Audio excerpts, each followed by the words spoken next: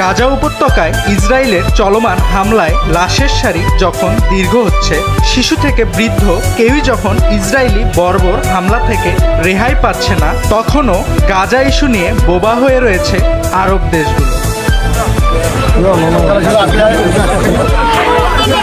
গেল সোমবার ইসরায়েলি গণহত্যার প্রতিবাদে বিশ্বজুড়ে ধর্মঘটের ডাক দিয়েছিল ফিলিস্তিনের ন্যাশনাল অ্যান্ড ইসলামিক ফোর্সেস নামের একটি গোষ্ঠী। তাদের ডাকে ওয়াশিংটন, লন্ডন, প্যারিস সহ পশ্চিমা বিশ্বের দেশগুলো যখন রাস্তায় নেমে প্রতিবাদ জানিয়েছে, তখনও মুসলিম বিশ্বের প্রতিনিধিত্বকারী দেশগুলো আচ্ছন্ন ছিল গভীর ঘুমে।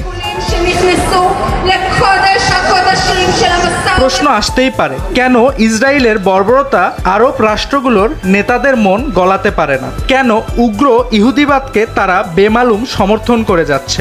এর নেপথ্যে রয়েছে পুঁজিবাদের কালো থাবা। কেননা অর্থনৈতিক স্বার্থের জন্য যুক্তরাষ্ট্র ও ইসরায়েলের হাতের পুতুল বনে রয়েছে আরব রাষ্ট্রগুলো। এছাড়াও সৌদি আরব ও কাতারে রয়েছে মার্কিন সামরিক ঘাঁটি। সৌদি আরবের প্রিন্স সুলতান এয়ারবেস ও কাতারের আল উদেইদ ঘাঁটি থেকে ইসরায়েলে অস্ত্র পরিবহন ও সরঞ্জাম যোগানের অভিযোগ পাওয়া যায়। সৌদি সরকার আনুষ্ঠানিকভাবে ইসরায়েলকে স্বীকৃতি না দিলেও ইরানের সঙ্গে তাদের তিক্ততার সম্পর্ক রয়েছে।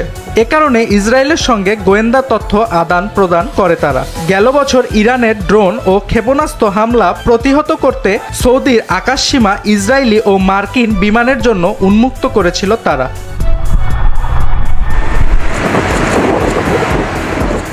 একইভাবে ২০২০ সালে আব্রাহাম চুক্তির মাধ্যমে সংযুক্ত আরব আমিরাত ও বাহরাইন ইসরায়েলের সঙ্গে বাণিজ্য সম্পর্ক চলমান রেখেছে। এছাড়াও চলতি বছরের জানুয়ারিতে আরব আমিরাতের রাষ্ট্রীয় প্রতিরক্ষা সংস্থা ইসরায়েলি সামরিক প্রযুক্তি প্রতিষ্ঠান থার্ড আই সিস্টেমসে $100 লাখ বিনিয়োগ করেছে, যা ইসরায়েলের অস্ত্র শিল্পকে সমৃদ্ধ করবে।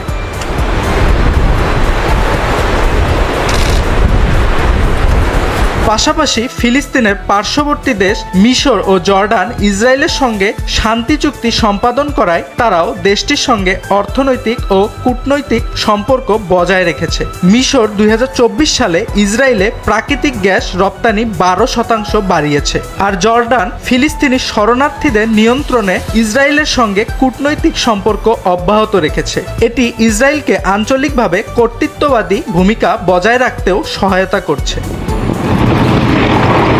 ইসরায়েলের সঙ্গে এমন নতজানু মনোভাবে সমর্থন নেই আরব দেশগুলোর সাধারণ মানুষের, বরং তাদেরই একটি বড় অংশ সরব হয়েছে গাজায় ইসরায়েলি গণহত্যার প্রতিবাদে।